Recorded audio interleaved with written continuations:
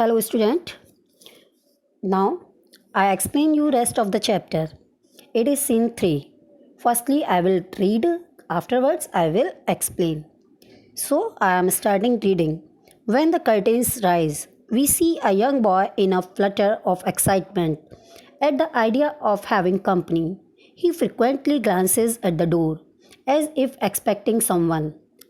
A bell peals in the distance, and the boy stops, transfixed, his head on the side as if listening to something.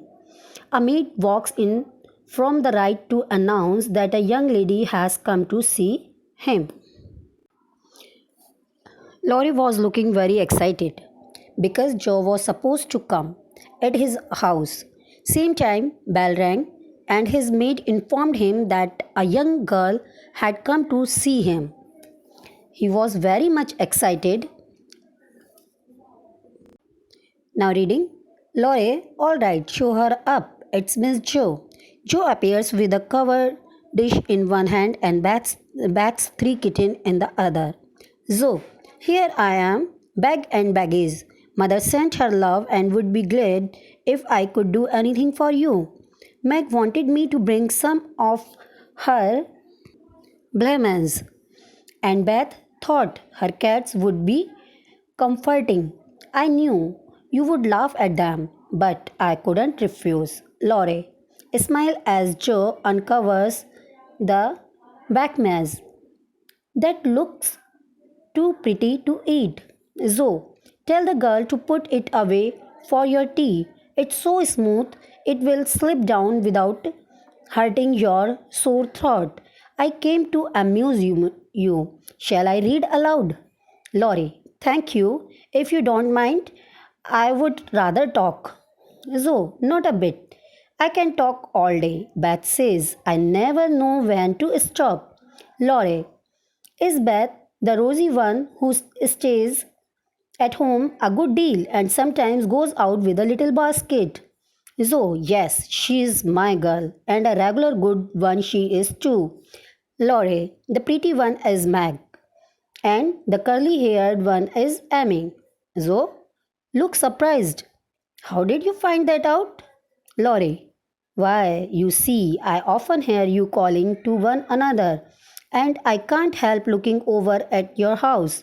I beg your pardon for being so rude, but sometimes you forget to draw the curtain at the window where the flowers are, and when the lamps are lighted, it is like looking at a picture to see the fire and you all around the table with your mother. Her face is right opposite, and it looks so sweet behind the flowers. I haven't got any mother, you know. His lips twitch.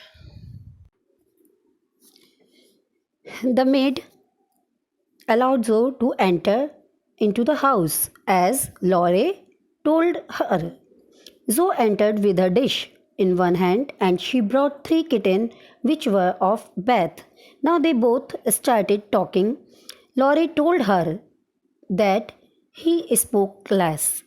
But Zoe was opposite of him. She did not know when to stop.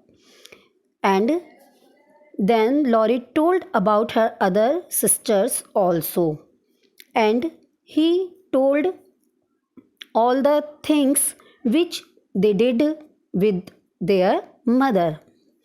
Listening all that, she surprised and asked him how he knew all about her family. Laurie described her that at the time of evening when they all sat together, he was them all and he felt very good. He told about her mother that she was very beautiful. He became emotional because he did not have mother. Now come to the next page. It is scene 3. Zoe, we'll never draw the curtain anymore, and I give you leave to look as much as you like. I just wish, though, instead of peeping, you would come over and see us. Mother is so splendid. She would do you heaps of good, and we would have jolly times. Wouldn't your grandpa let you? Lorry, I think he would, if your mother asked him. He is very kind and he lets me do what I like. Pretty much, only he is afraid I might be a bother to strangers. Joe interrupted, but we are not strangers, we are neighbors, and you need not think you would be a bother. We want to know you. Zoe and Lorry start talking about books. Lorry, come down and see our library. Grandpa is out, so you need not be afraid. Joe, tossing her head, I am not afraid of anything. So now Joe promised him that they would never draw the curtain and he could see all the things, whatever he wanted to see. She invited him at her home if his grandfather would allow him. Laurie replied that grandfather was a gentleman and he would allow him. But he had a fear, the fear that he could be a bother to strangers. Then Joe interrupted and she wanted to convince him that they were neighbors, not the strangers. Now it is scene 4. I hope that you all are getting, and if you want that you will get all the things properly, you have to read the chapter line to line, then you will come to know about all the things. Now I am reading scene 4. The curtains rise to a library scene in the Lawrence house. The room is lined with books, and there are pictures and statues and distracting little cabinets full of coins and curiosities. On the wall is a portrait of a handsome, stern faced elderly man. A maid walks in. As they entered in the library was very huge. So many books were there. There were some cabinets also in which there were coins and some unusual and interesting thing. There was a portrait on the wall of a handsome person. When she was watching all these things, that time the maid entered and she informed that doctor had come to observe Laurie. Okay, are you getting? So move ahead. Laurie walks away and Joe is left standing before the portrait of the old gentleman. The door opens and someone walks in. It is the old gentleman in the painting. He is dressed in an elegant suit and seems surprised to see a young girl in the room. But before he can say anything, Zoe begins speaking without turning. I am sure now that I shouldn't be afraid of him, for he's got kind eyes, though his mouth is grim, and he looks as if he has a tremendous will. He is not as handsome as my grandfather, but I like him. Grandfather, in a gruff voice, thank you, ma'am. Joe gives a squall of dismay and whirls around, her hand clapped to her mouth as she stares at old Mr. Lawrence curtain fall. As maid informed Joe, Joe walked away from there and Joe was alone in that library. She was looking the portrait of old gentleman.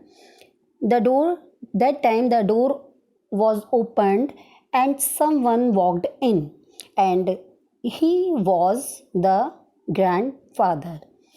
But Zoe didn't turn and that time she was looking the portrait of grandfather and was saying that there would not be any need to afraid of him as he was looking very serious. In the portrait the grandfather was looking very serious, but there was nothing to afraid him. He again said that he was not as handsome as his own as her own grandfather, but afterward She liked him. In the meantime, the grandfather entered and he thanked Zoe. After that, Zoe became very much shy and she covered her face and clapped and she glanced on grandfather. Okay, so in this way we come to know that when we are the neighbors we should take care of each other. We should make the friends, because when we have good friends we never feel ourselves alone. Thank you. Have a nice day. I hope you all are getting well, and please concentrate on your study and also take care of your health. Goodbye.